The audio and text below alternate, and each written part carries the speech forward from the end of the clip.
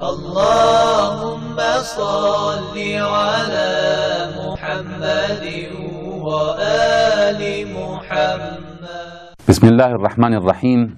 En el nombre de Dios, el clemente, el misericordioso, la paz de Dios sea con todos sus profetas, desde Adán hasta Muhammad, salawatullah wa salamuhu alayhim ajma'in.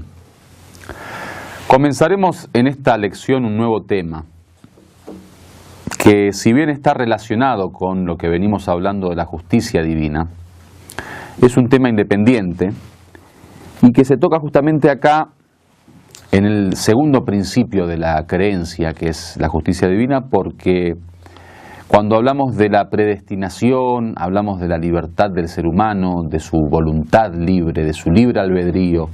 Cuando hablamos del decreto de Dios, siempre se suelen relacionar estos temas con la justicia divina. Hay muchas cosas que desgraciadamente, sin un estudio profundo y sin un análisis objetivo, se hace difícil poder comprender su realidad. Una de estas cuestiones es justamente todo lo que tiene que ver con el fatalismo, con la predestinación, el determinismo, que algunos llaman, el libre albedrío, la libertad absoluta. Cuando nosotros establecemos una relación entre Dios como creador y el ser humano como criatura, muchas veces en esto del monoteísmo divino y de considerar que Dios es el dueño del universo y el dueño de todo lo que existe, entre lo cual se encuentra también el mismo ser humano, al saber que Dios es el que posee el verdadero poder y la fuerza, al saber que Dios es el que decide sobre su criatura, sobre sus creaciones, muchas veces se confunde cuál es el rol de Dios en la vida del hombre y cuál es el rol del hombre. Muchas veces confundimos hasta dónde son los límites de la libertad del ser humano y hasta dónde los límites de la intromisión divina o de la providencia divina o del sustento divino, hasta dónde el ser humano puede autosubsistir, autosostenerse, y hasta dónde Dios es el que está constantemente dando de su favor y su bendición para que el ser humano pueda existir. Entonces, como la relación entre el siervo y Dios es una relación muy cercana, una relación, diríamos que casi podríamos decir existencialmente hablando, una relación de unión. O sea, es imposible que una criatura pueda moverse en el mundo de la existencia sin la anuencia de Dios, sin el permiso de Dios, sin el poder de Dios, sin la voluntad de Dios. Entonces muchas veces la gente no sabe hasta dónde llega el lugar de Dios en la vida del hombre y hasta dónde la independencia y la libertad humana. Es por eso que en cuanto al tema del determinismo, el tema de la predestinación, el tema del destino del hombre y su libre albedrío, y todo lo que tiene referencia a la voluntad libre del hombre, las diversas corrientes, las diversas religiones, las diversas escuelas de pensamiento han planteado varias y distintas teorías. Por ejemplo, cuando hablamos de la libertad del hombre, ¿cuán libre es el hombre?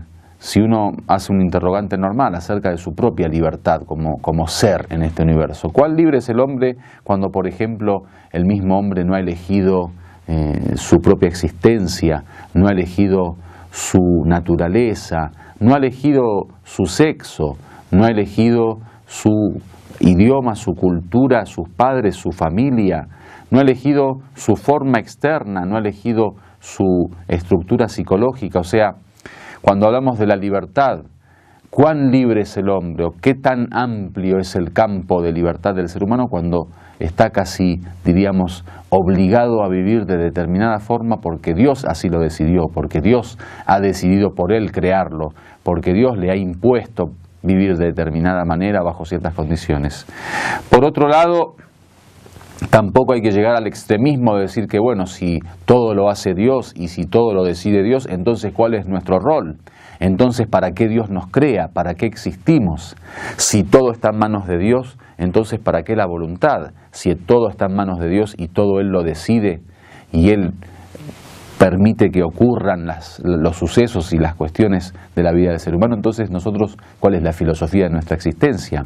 Además, si nosotros volvemos a nuestra naturaleza innata y primigenia o al sentimiento que uno tiene internamente, ninguno de nosotros se siente obligado a nada, por ejemplo, en lo que tiene relación con la acción directa del ser humano o la acción cotidiana del ser humano.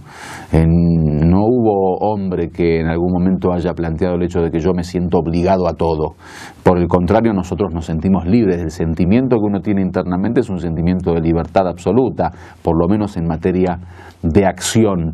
Entonces es muy complejo esto de limitar o delimitar cuál es el rol de cada uno y hasta dónde llega el campo de Dios y el campo del hombre. Es por eso que hubo un gran debate y unas grandes discusiones entre las distintas corrientes de pensamiento islámico, que de alguna manera cada uno pretendía un tipo de teoría y un tipo de interpretación. Es obvio que en el Corán y en los hadices o en la sunna profética el tema está muy claro.